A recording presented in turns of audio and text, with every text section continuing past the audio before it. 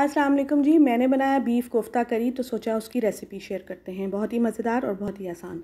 सबसे पहले मैंने देचकी में ले लिया जी तेल, उसमें डाला खड़ा गरम मसाला और अदरक लहसुन, ये दोनों डाल के मैंने फ्राई कर लिया। फ्राई जैसे ही हो गया उसमें मैंने एक बड़े साइज़ की प्याज ब्लेंड करके और 3 टमाटर ब्लेंड करके डाल दिए।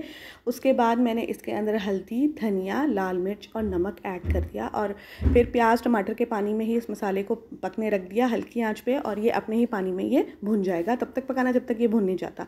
इसको साइड पे करेंगे। अब हम आ जाएंगे कोफ्तों की तरफ। तो मैंने आधा किलो बीफ बोटी ली है। आप कीमा भी ले सकते हैं इस जगह के ऊपर। मैंने पहले कीमा किया है, फिर उसमें अदरक लहसुन, गरम मसाला, पिसी हुई लाल मिर्च मैंने इसके अंदर मिला ली है, फिर कुटी हुई लाल मिर्च मिलाई है और नमक मिला के इसको थोड़ा सा चॉपराइज़ करने के बाद एक दरमियानी साइज़ की प्याज स्लाइस करके वो डाल दी थी और चॉपराइज़ किया। फिर उसके बाद मैंने इसमें हरा धनिया डाल के चॉपराइज़ किया। चॉपराइज़ में ज़्यादा इसलिए करती हूँ ताकि अच्छा कोफ्ते तभी अच्छे बनते हैं जब आप ज़्यादा उसको कीमे को अच्छे से पीसते हैं। मैंने 1.5 चम्मच बेसन मिलाया, एक स्लाइस मिलाया पूरा, और 6 से 7 बादाम पीस के मिलाए, और ये हमारा कोफ्तों का मटेरियल बिल्कुल तैयार है। और फिर हम इसको कोफ्तों की शेप दे देंगे और क्रैक्स उसमें बिल्कुल नहीं होने चाहिए।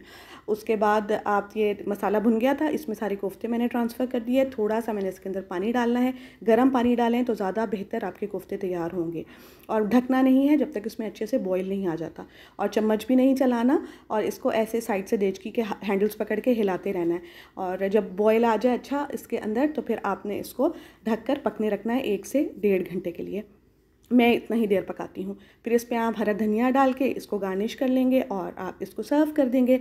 ये बहुत ही मज़ेदार तैयार होते हैं। ज़रूर ट्राई कीजिएगा। मेरे चैनल को सब्सक्राइब कीजिएगा और मुझे दुआओं में याद रखिएगा। डिटेल रेसिपी और सारी क्वांटिटीज़ आपको डिस्क्रिप्शन बॉक्स में मिल जाएंगी, आप वहाँ से ले सकते हैं और ज़रूर ट्राई कीजिएगा इस रेसिपी को। अल्लाह हाफ़िज़।